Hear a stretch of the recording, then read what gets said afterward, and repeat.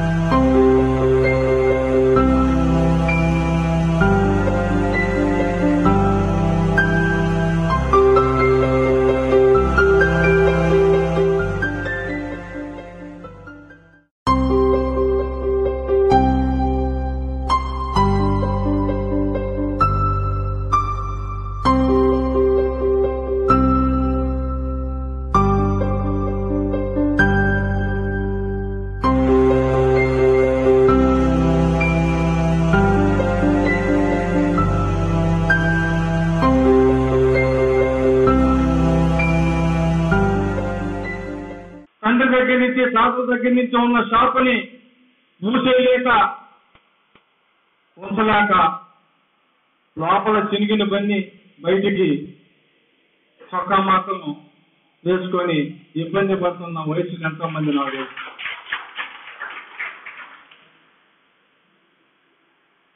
చాలా స్పష్టంగా వైఎస్ఆర్ పార్టీ అధికారంలోకి వచ్చినాక మీ సంక్షేమ కార్యక్రమాన్ని మీ ముంగిటికి తీసుకొచ్చి ఇచ్చే బాధ్యత అన్నావు శివకుమార్గా నేను తీసుకుంటా. నేను ఎలక్షన్ చేస్తున్నా. ఎక్కడి నుంచి చేస్తున్నా? మా ఇంట్లో కొడుకొని లేచి వచ్చి మా ఆఫీస్లో కూర్చొని ఎలక్షన్ చేస్తాను. వీళ్ళు ఎక్కడ చేస్తాడు?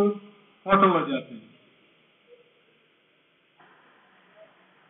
నువ్వు స్థానికులు ఎంత అవుతావు? ఎలక్షన్ హోటల్లో చేసేది ఏంటి? దొంగ పనులు చేయాలంటే కావాలి సీక్రెట్ ప్లేస్. మంచి పని చేసి కనుక దొంగ పనులు కావాలి. ఎవరు తెలియని ప్రాంతం. ఏం చేస్తున్నాడు అక్కడ? మున్సిపాలిటీలో ఉన్న డబ్బులు మొత్తం కైంకర్యం చేశారు, కోట్ల రూపాయలని. కరెక్ట్గా 2 రోజుల ముందు 40 మంది కాంట్రాక్టులు ఉండే జనాలను ఆలపాటి రాజేంద్ర ప్రసాద్ ఎమ్మెల్యే అయినాక 240 మంది చెప్పారు కాంట్రాక్టులు. వీళ్ళంటే మొత్తం తెలుగుదేశం కార్యకర్తలు వస్తున్నాయి. వీళ్ళందరికీ వర్క్ చేయించారు.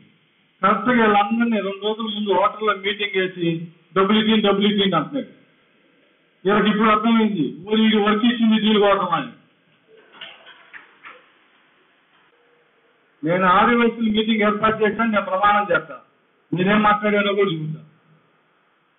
కాంట్రాక్టర్తో మీటింగ్ నేను వేయలేదు అని చెప్పాలంటే ఏం అడిగాడో నేను చెప్పిస్తా. ఇది మీ పరిపాలన, మీ వ్యక్తిత్వాన్ని బాగోలేదని అనుకుంటున్నానని తెలిసి నీకు వాళ్ళ యొక్క గుండె చప్పుల మీద, విశ్వాసాల మీద మచ్చేయటానికి చూస్తున్నవే. ఇంత నీచ రాజకీయం అవసరమా జనాలకి? ఏమైతే ఎమ్మెల్యే కాకపోతే మాకు ఆ ఫీలింగ్ ఉంటుంది. అంతేగాని కులాల మతాల్ని గొడవల్ని, వ్యాపార వర్గాల్ని ఇంకోటి పెట్టుకోవాలి. 40 సార్లు ఇదే కళ్యాణ మండపం మీటింగ్ పెట్టుకొని 4 సార్లు మేము మీటింగ్ పెట్టుకుంటే ఏంటి ప్రచారం? ఓటమి భయంతో ప్రచారం. 300 కిలోమీటర్ల దూరంలో రాజధాని ఉన్నప్పుడు తెనాలి ఎలా ఉందో 30 కిలోమీటర్లు రాజధాని వచ్చిన తెనాలి ప్రాంతం అలాగే ఉంది. ఇదే అభివృద్ధి. ఒకసారి ఆలోచించండి. ఇందాక చెప్తున్నాడు ఆయన నాన్ వెజ్ తింటాడు, నేను వెజిటేరియన్ తింటానని. అతను నాన్ వెజ్ తిండు. అది తినేదల్లా ఇసుక, కరెన్సీ. ఆయన ఇంటి పేరు ఆలపాటి, వాళ్ళ తల్లిదండ్రులు ఇచ్చినటువంటి పేరు వంశపారంగా వచ్చింది.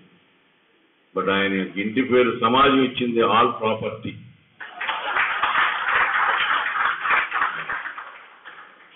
ఇక్కడ మనోడి ఇంటి పేరు అన్నా బత్తుని.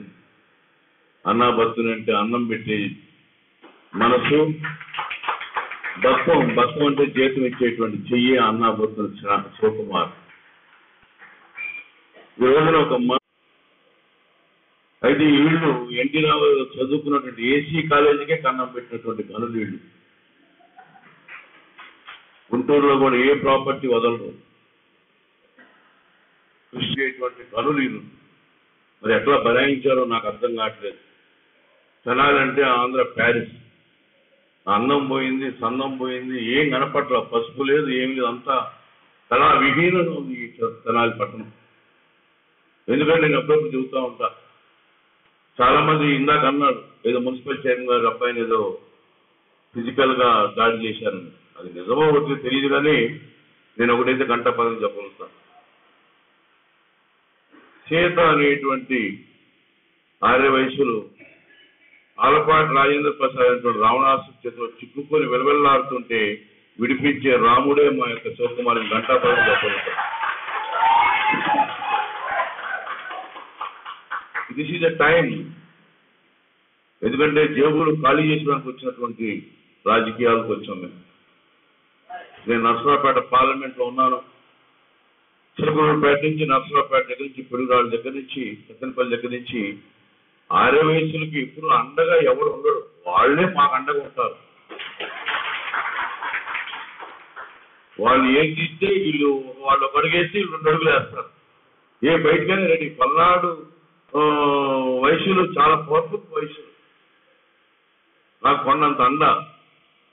ఎందుకంటే ఈ భారతదేశంలో ఒక దళితుడికి, ఒక పేదవాడికి, వృద్ధుడికి 2,000 రూపాయలు పింఛన్ వెళ్తుందంటే ఆ 2,000 రూపాయలు పింఛను 1,200 రూపాయలు 6 వయసులు కట్టే ట్యాక్స్. మీరే వ్యాపారం చేయకపోతే, మీరే ట్యాక్స్ కట్టకపోతే భారతదేశంలో వెల్ఫేర్ స్కీమ్స్ నడవు, ప్రభుత్వాలు నడవు. అందుకే మేము కనిపించేటువంటి దేవుళ్ళు అయితే కనిపించినటువంటి దేవుళ్ళు మీరే. అదే మిమ్మల్ని స్ట్రెంథెన్ చేసుకోవాలి, కానీ మిమ్మల్ని భయపెడితే మటుకి అది డెఫినెట్ గా పరాకాష్ట. అందుకే నేను ఎందుకంటే అన్నాబత్తి శివకుమార్ గారు ఇంతసేపు స్పీచ్ ఇవ్వాలక్కర్లా. మీరందరూ మీరు స్పీచ్ క్లోజ్ చేసేయండి. మేము టౌన్ లో వయసులంతా కూడా మీతో ఉన్నాం. ఒక మాట అంటే ఎప్పుడో వెళ్ళిపోయేవాళ్ళం మేము. ఇంతనే ఉండవు, చప్పట్లు కొడతానే ఉన్నారు. అదే బుల్లెట్ దిగిందా లేదా, అన్నాబత్తి శివకుమార్ బ్యాలెట్ పడిందా లేదా అనేటువంటి భావన మీరు స్పష్టంగా ఉండాలి. మీరు 2 సార్లు అవకాశం ఇచ్చారు, మీరు ఒకసారి అవకాశం అడుగుతున్నాడు. What is the reason behind? ఎందుకు శివకుమార్కి ఇవ్వకూడదని చెప్పాలి మీరు. ఆ ధైర్యం కూడా ఉండాలి. అంతేగాని ఏదో కులం మిమ్మల్ని వచ్చి కాపాడుతుందంటే నేను ఒప్పుకోను. చూశారు కదా, మరి ఆర్య వైశ్యుల ఆత్మీయ సభలో అటుపక్క అన్నాబత్తులు శివకుమార్ కానీ, అలాగే మోదుగుల వేణుగోపాల్ రెడ్డి కానీ, వీళ్ళిద్దరు కూడా రాబోయే రోజుల్లో మరి వైశ్యులకు ఏదైతే అవసరమైందో వ్యాపారస్తులకు సంబంధించినటువంటి ప్రతి విషయంలోనూ ప్రభుత్వం ద్వారా అన్ని సంక్షేమ కార్యక్రమాలతో పాటు వాళ్ళ వ్యాపారానికి సంబంధించిన ప్రతి కార్యక్రమంలోనూ తోడుగా ఉంటామని, వ్యాపారస్తులకు కావాల్సిన అన్ని సౌకర్యాలు ఏర్పాటు చేయడం కోసం తమ వంతు కార్యక్రమాన్ని నిర్వహిస్తామని, అదేవిధంగా తెనాలి పట్టణంలో వ్యాపారాలు చేసుకోవడానికి అనుగుణంగాను, అలాగే పేద ఆర్య వైశ్యులకి కావాల్సినటువంటి వసతి సౌకర్యాలు కానివ్వండి, పేద వర్గాల వారికి రుణాలు కానివ్వండి, అటు గృహ వసతి కానీ ఇవన్నీ కూడా ఏర్పాటు చేయడానికి తమ వంతు సహకారం అందిస్తామని చెప్తున్నారు మరి ఈ అభ్యర్థులు ఎదురు కూడా. కెమెరామన్ శ్రీకాంత్, రఘురామయ్య, తెనాలి.